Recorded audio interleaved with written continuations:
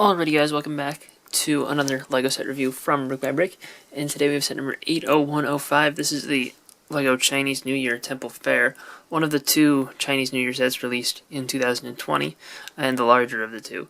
It contains 1,664 pieces for $120, which is pretty reasonable sounding, and there's also a pretty large minifigure selection at 14 minifigures in the set, which is pretty good, again, for the price of the set.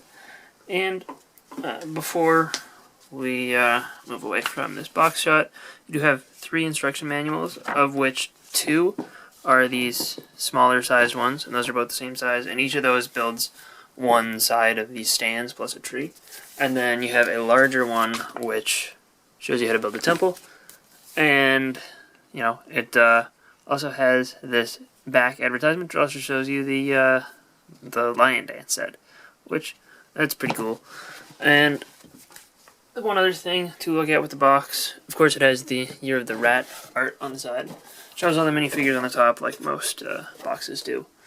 But on the back, you do just have a couple of different scenes that show you all of the stuff included in the set. But we can just look at the actual contents by themselves. So here's the scene that does get built up with everything included in the set.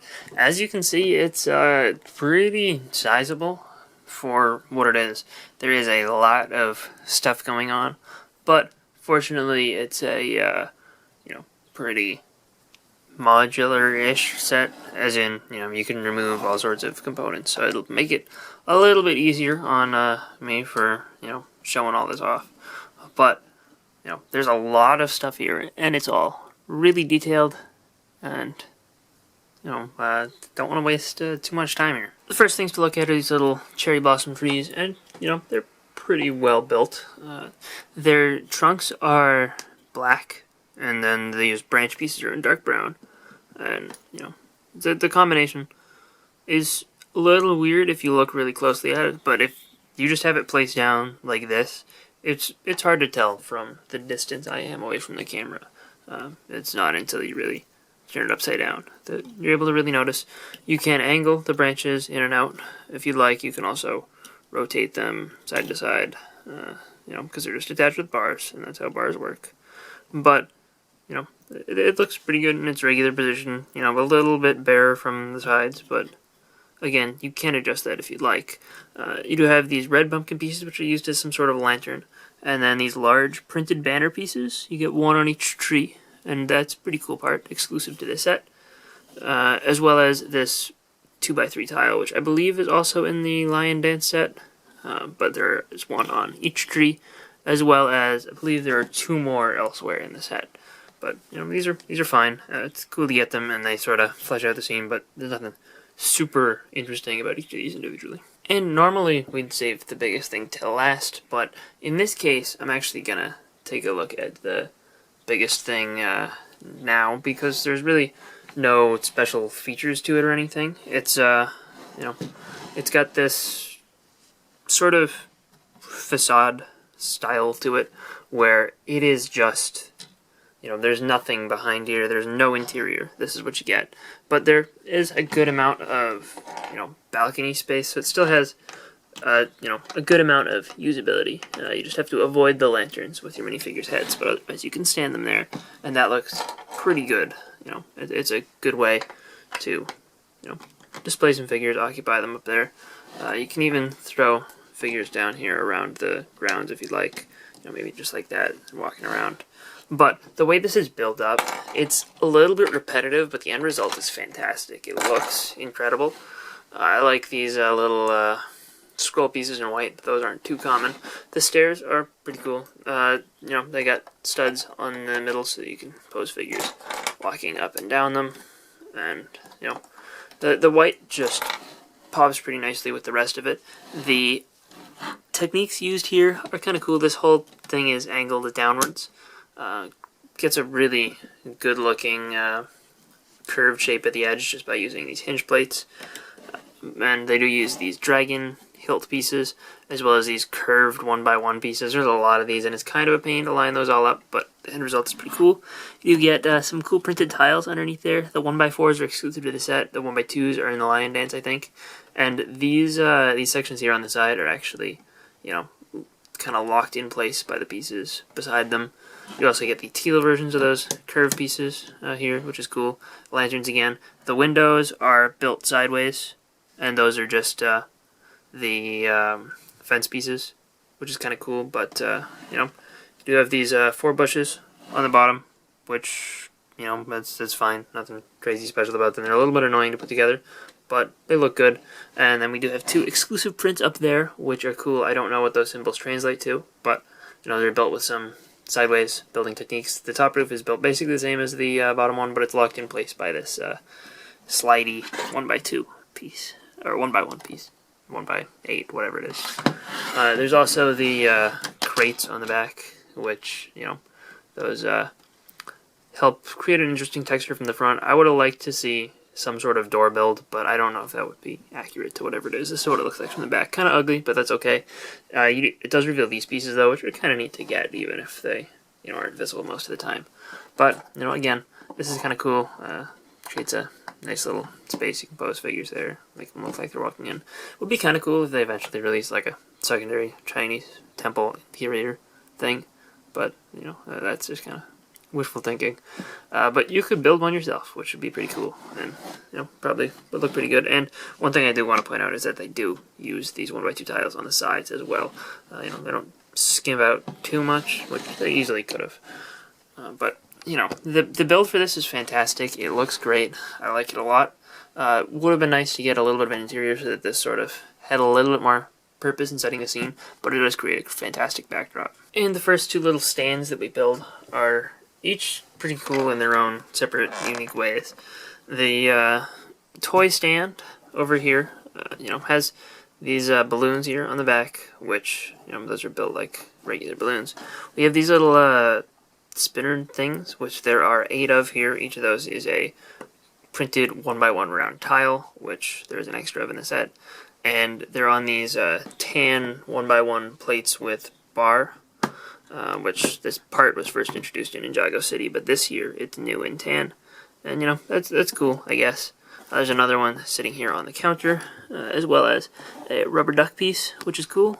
And then I assume these are supposed to be stuffed animals, because this is probably not a pet store. But there's a Scabbers the rat, the veterinarian from Series 17, her bunny, and the panda from the Lego Movie series, which that's a cool reintroduction. We haven't seen that piece in a while. If we were to turn this around real quick, we'd see that on the inside we have this box with a unicorn on it, using one of the dots printed tiles. Rubber ducky, again, is cool to get. That was introduced in the 2019 Fun at the Fun Fair set, I think, right? And then we have a calculator for this person to, you know, count up their money. And then there's this string of lights, which just looks cool and connects the 2. Has another one of those printed 2x3 tiles, and 2 more of these pumpkin lanterns.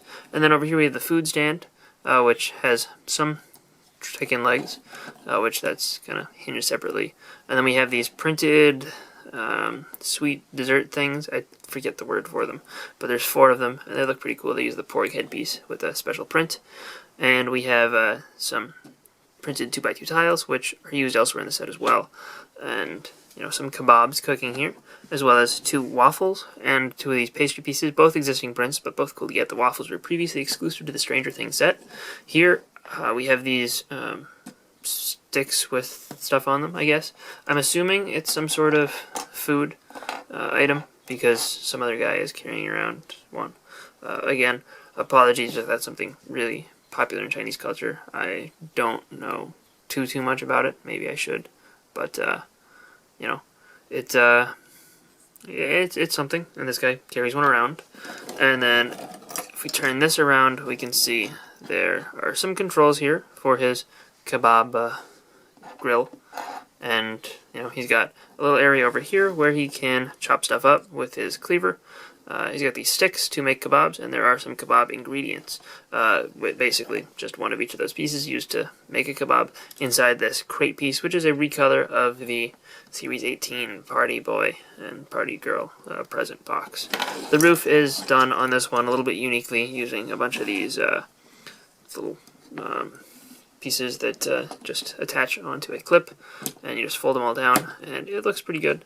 And the whole thing is hinged, and you use black skeleton arms to connect it to the little string of lights, which, you know, it works pretty well. And the remaining two stands include this little ceramics stand, which features, you know, a bunch of these minifigure trophy statue pieces in a bunch of different colors, including orange and pink, which that's the first time both of those are available. And I believe red and blue were only previously available in the Big Bang Theory set. So it's cool to get all of them, and you get 2 of each color here, plus 1 spare of each, which is pretty awesome. And the way that little stand thing is built is pretty cool. It just looks nice on display. Using these pieces again on the roof is kind of cool, and you know, the roof is an interesting build. It's the same basically as the toy stand. We got these ceramics over here, these bowls and urns and jars and stuff, including the printed bowl from the Chinese New Year dinner set, I think. The back, you know, again, just features a little bit of a calculator for them, and this little inkwell pen thing, which is a new color for those feathers.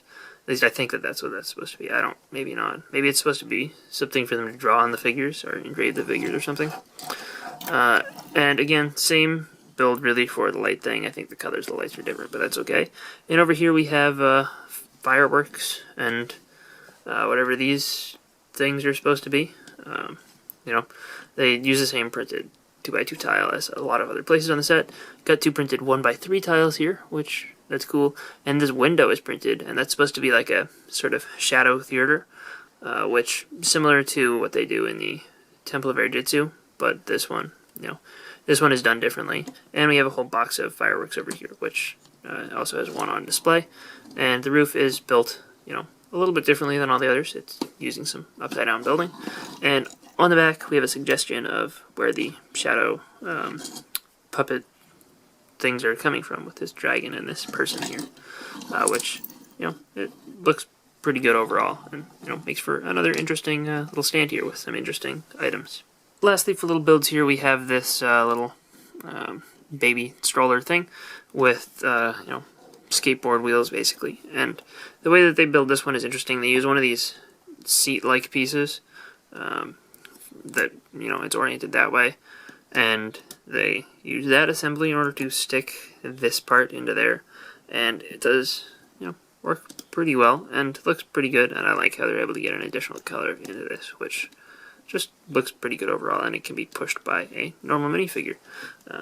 You know, that's the height that it's at, so you kind of have to raise a person's hands up in order to get them to push it properly, but it can be done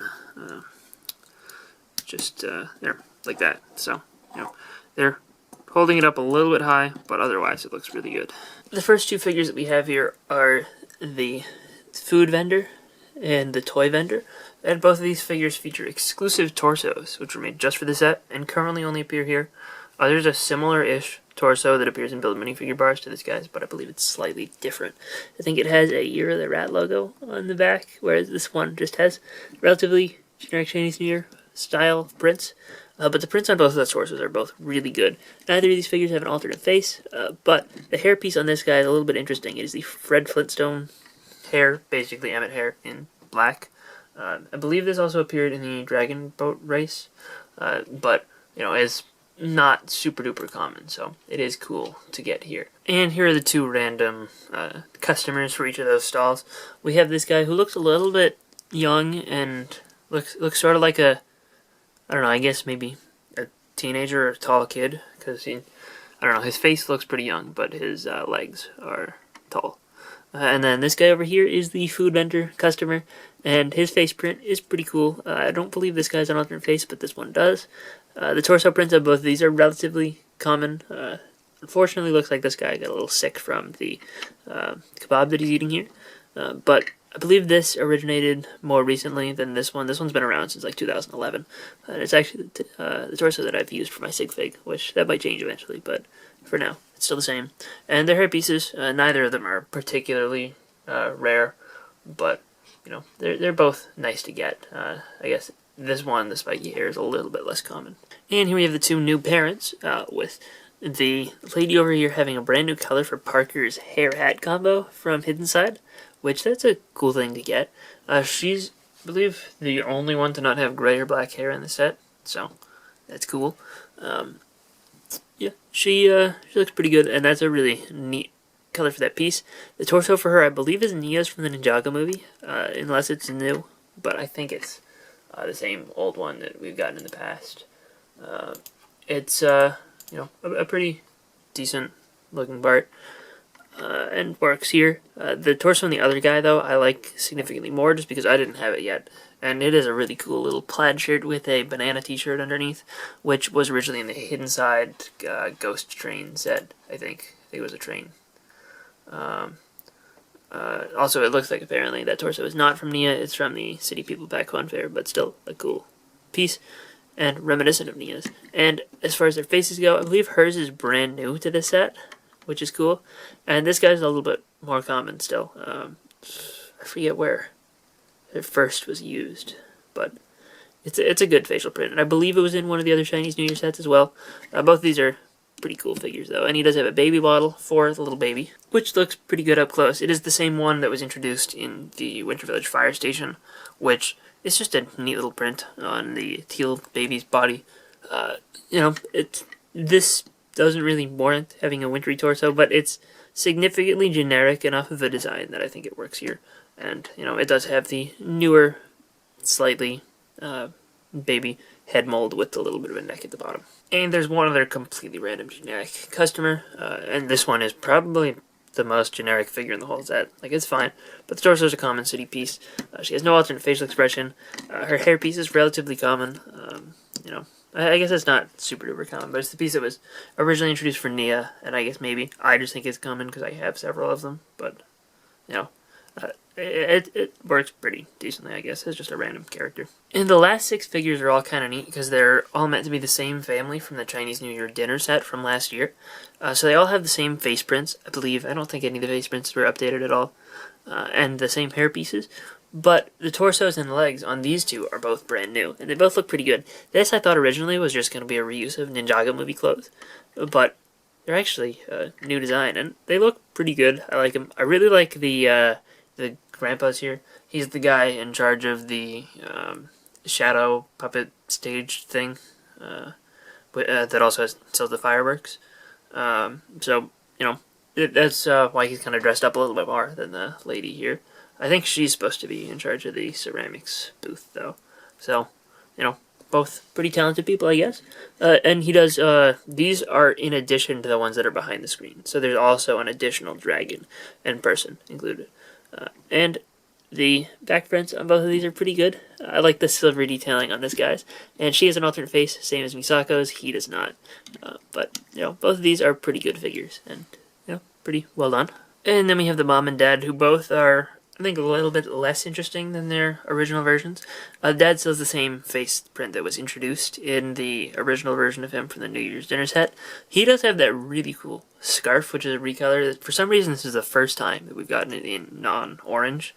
And, I don't know, I like the red one better, I think, just because red is a little bit more of a common scarf color and works better for the holiday sort of stuff. So I kind of wish they'd use this red one in the fire station instead of the orange one. But was it the fire station? I think it was fire station, yeah.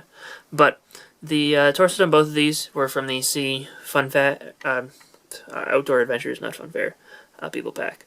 The mom, unfortunately, does not have the dress here. She does have her little purse thing. She does not have an alternate facial expression, but the dad does, which is cool.